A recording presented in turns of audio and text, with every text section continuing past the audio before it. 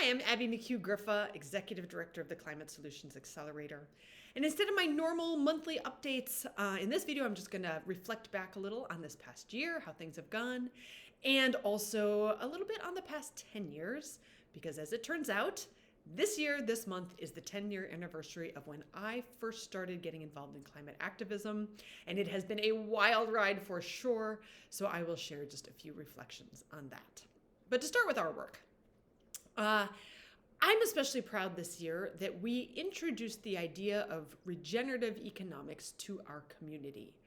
And to be able to start the conversation here locally about how our current economic system is really a root cause of the climate crisis, and to provide language that allows people to talk about that in accessible ways. So, for example, we contrast the idea of regenerative economics with the extractive economy, or dig, burn, dump economy, or take, make, waste economy, which I think people can just intuitively understand why that model is not working and is not sustainable.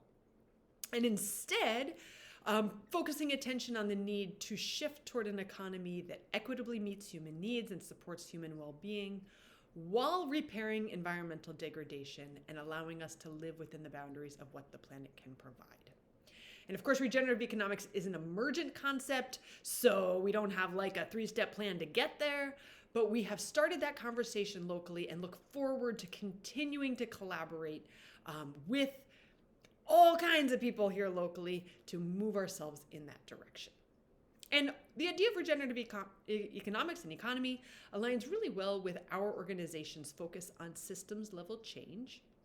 And in that space, we are also particularly proud over this past year of the way we've been able to increase our engagement in policy advocacy at the state level, because we now have a policy-focused person on staff. So that has been great.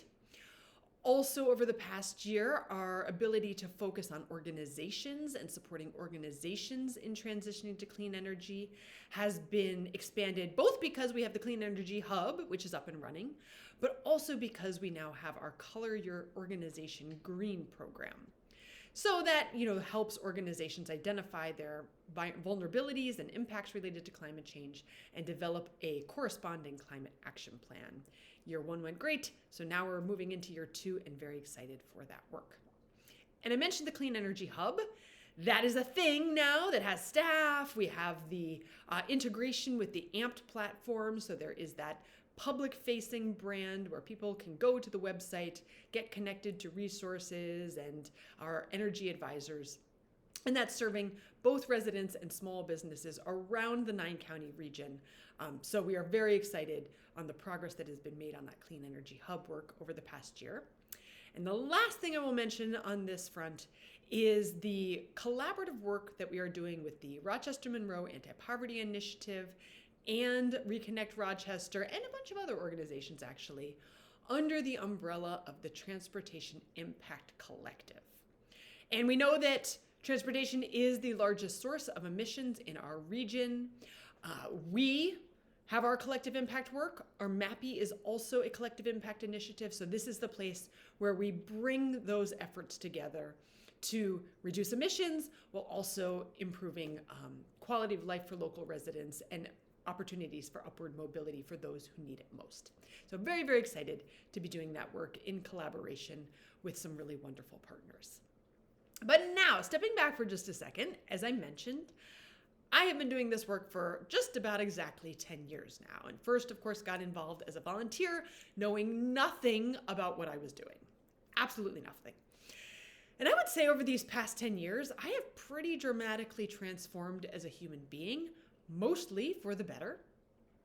And some specific ways in which I think that's playing out is that I now really do think in terms of systems, understanding kind of the complexity and nuance, not only of our energy system, but how it interacts with all these other systems, for example, the extractive economy. So for me, just this kind of complete framework change in my mind has also allowed me to really understand how I, as a human, have historically and continue to contribute to harmful systems. And to be able to really process that and try to make changes in my own life, but also recognizing, because we do have these systems, how challenging those changes can be. So for me, I've definitely experienced over these past 10 years numerous occasions where people, kind of did the shame blame thing. Oh my gosh, can't believe you drive, or you, I don't know, eat cheese, or whatever it is, right? And for me, I just fundamentally find that unhelpful. And at this point, am really committed to the idea that we need to move away from the shame-based approach toward that focus on systems, the focus on collaboration, and understanding this idea of the solidarity dividend, where we all ultimately benefit from dismantling these harmful oppressive systems. So I am going to just take a brief moment to plug something that we have coming up in January. And that is our book club for 2024, where we are going to be reading this book, which I read this past year. And it really, kind of profoundly impacted my way of thinking and seeing things. It's The Sum of Us by Heather McGhee: What Racism Costs Everyone and How We Can Prosper Together. My opinion on is that kind of framing of we all need to prosper together does not only apply to racism, but certainly applies to the climate crisis as well. And I think we can learn a lot from this book. So I hope you will participate in that book club.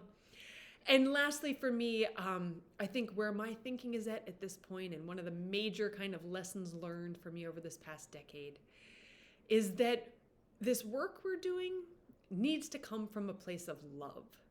Again, moving away from shame, moving away from fear to a place of genuine love and compassion for our community.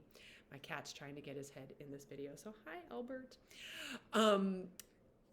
And the idea that for me, where my thinking is at this point, is that we need to focus on healing our relationships with each other, with ourselves, and with the planet. So that is work that I look forward to continuing over the next year, over the next decade, and I'm so grateful that I have so many wonderful people working that I get to work with in this very important quest for a better future. So thank you, happy holidays, and look forward to seeing you again in the new year. Take care.